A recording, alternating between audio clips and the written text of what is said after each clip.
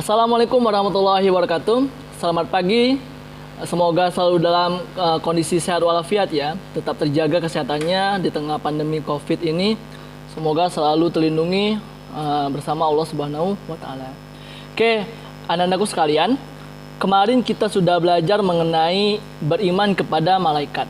Hari ini kita akan melanjutkan pembelajaran kita tentang beriman kepada malaikat. Kemarin kita sudah membahas tentang apa sih pengertian iman kepada malaikat, kemudian tugas-tugas malaikat itu apa saja sih. Kemarin kita sudah membahas ada 10 malaikat beserta tugas-tugasnya. Hari ini kita akan membahas sifat-sifat yang dimiliki oleh malaikat dan apa sih perbedaannya antar makhluk gaib yang lain. Kemarin kita udah belajar tuh, selain malaikat, makhluk gaib lain tuh ada banyak. Yaitu ada jin, ada setan, ada iblis. Nah, jadi hari ini kita akan belajar mengenai apa sih perbedaan dari makhluk gaib tersebut. Dan terakhir adalah kita akan belajar mengenai hikmah dari beriman kepada malaikat. Oke, kita mulai. Sambil memulai, silahkan dipersiapkan bukunya terlebih dahulu ya, biar bisa mengikuti pelajarannya lebih baik. Oke, kalau di buku kalian itu bisa dilihat pada halaman 60 ya. Oke, bisa dipersiapkan bukunya. Oke, kita start. Sebelum kita mulai, kita sama-sama baca basmalah. Bismillahirrahmanirrahim. Oke, sifat-sifat yang dimiliki oleh malaikat. Kemarin sudah saya singgung sedikit tentang sifat yang dimiliki malaikat, yaitu selalu taat kepada Allah Subhanahu wa ta'ala. Kita bahas yang lainnya. Oke, di buku kalian tertulis dengan jelas ya apa saja sifat-sifat malaikat.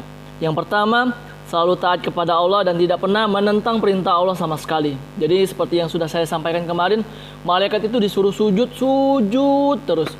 Hingga akhirnya Allah menyuruh mereka bangkit. Disuruh bertasbih terus sampai Allah menyuruh mereka berhenti. Seterusnya, apapun yang diperintahkan Allah tidak akan pernah ditentangnya.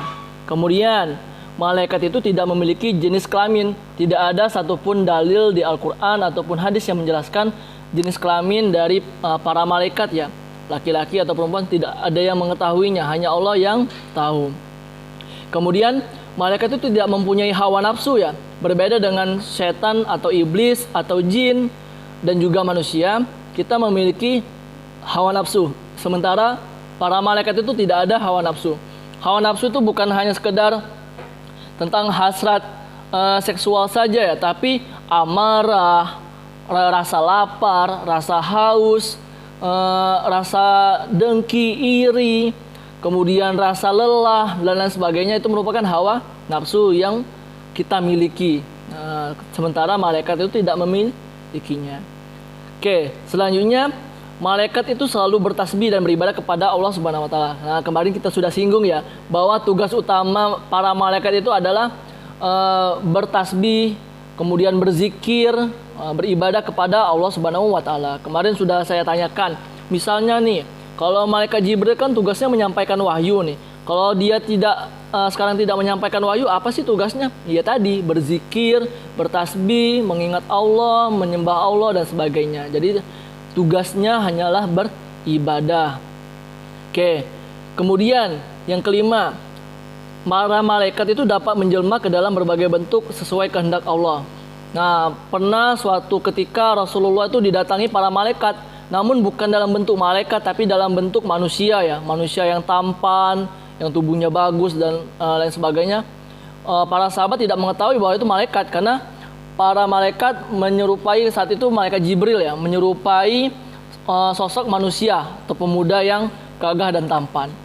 Nah, kalau mau lihat wujud asli para malaikat, Rasulullah SAW pernah mengatakan bahwa kalau malaikat itu turun ke dunia dengan wujud aslinya, maka sayap kanannya dibentangkan dan sayap kirinya dibentangkan, maka seluruh dunia ini akan tertutup oleh sayapnya saja ya. Begitu besarnya malaikat itu, tapi tidak. Mereka bisa berubah wujud ke dalam bentuk yang dikehendaki oleh Allah Subhanahu wa ta'ala. Oke, selanjutnya, selalu benar dan tidak pernah berbohong. Tentu saja ya, karena tadi mereka benar-benar taat kepada Allah Subhanahu wa ta'ala.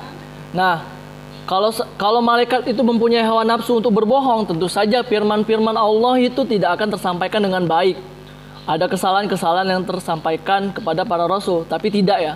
Para rasul itu benar-benar selalu menjaga para malaikat itu selalu benar menyampaikan apa yang disampaikan oleh Allah kepada para rasulnya. Kemudian yang selanjutnya, selalu meminta ampunan bagi orang-orang yang beriman dan orang-orang yang khatam Al-Quran. Masya Allah ya. Jadi para malaikat itu selain karena dia tadi ya tidak memiliki dosa, maka dia meminta ampunan kepada Allah untuk orang-orang yang soleh ya.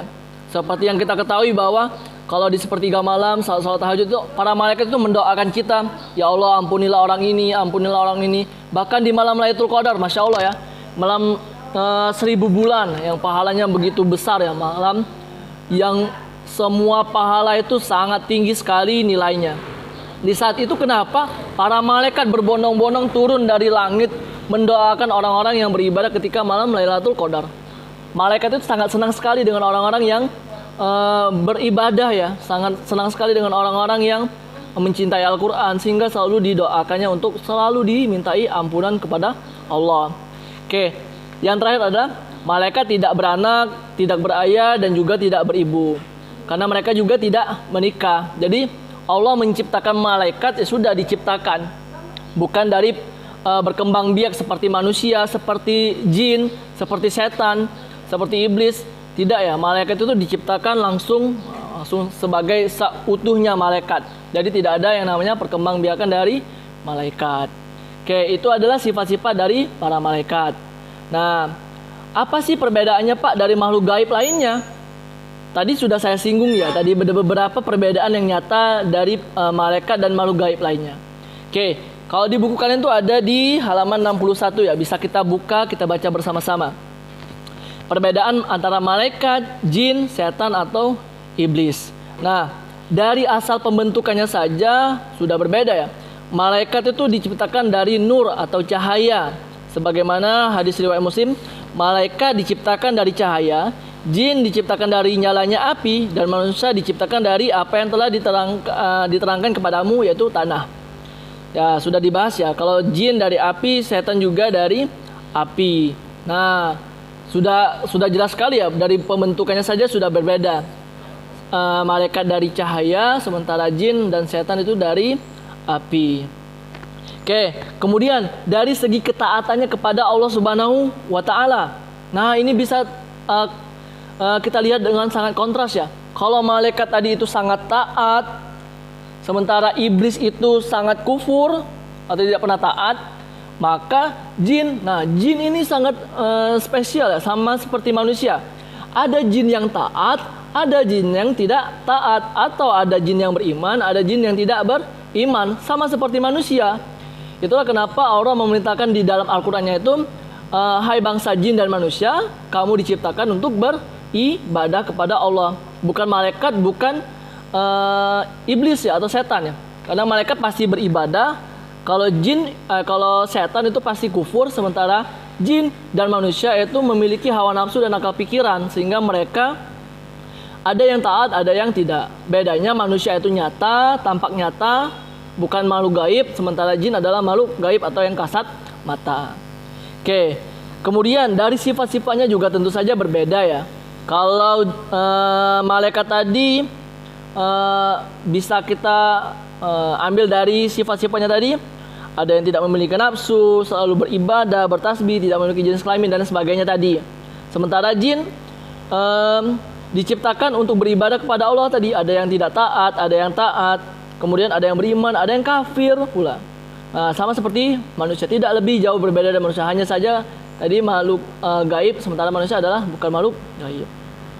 Dan untuk setan atau iblis memiliki sifat tentu saja seperti yang kita ketahui bahwa mereka memiliki sifat untuk menggoda manusia untuk berada di jalan yang salah.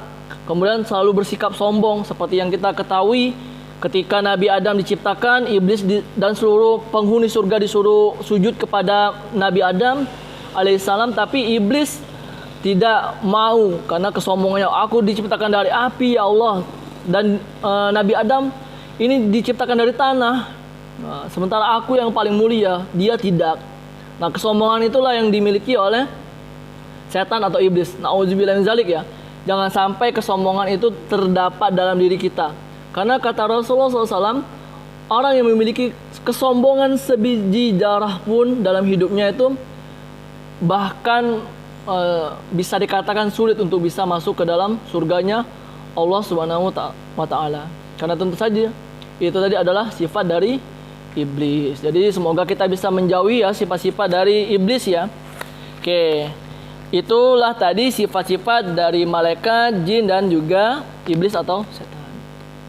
Nah, sekarang kita lanjut nih ke pelajaran kita yang berikutnya, itu adalah bagaimana sih cara kita mengambil hikmah dan berperilaku sebagaimana kita beriman kepada malaikat Allah Subhanahu wa Ta'ala.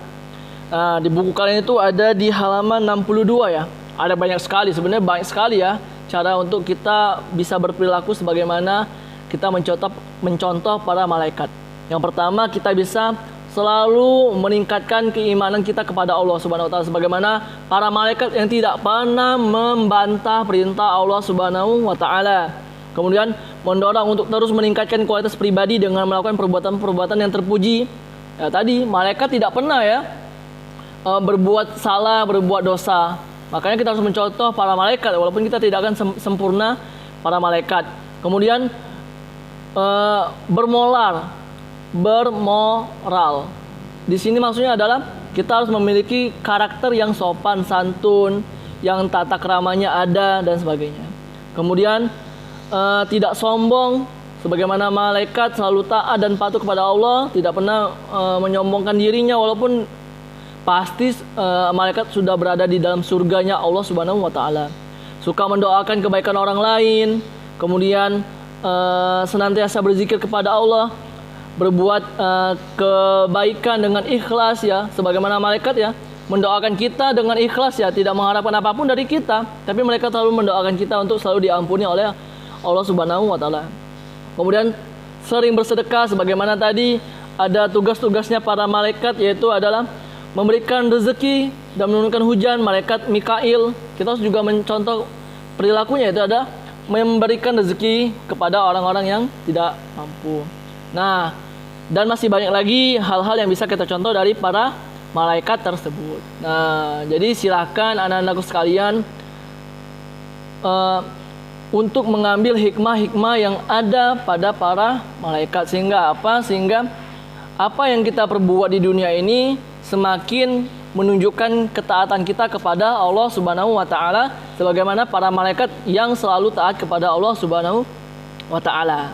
Oke, dan untuk tugasnya anak-anakku sekalian di rumah seperti yang sudah diberikan oleh Bapak Bunda wali kelasnya di buku LK kalian, di lembaran LK kalian atau lembar kerja kalian sudah tertera soal pertama, yaitu adalah sebutkan perbedaan malaikat jin dan iblis.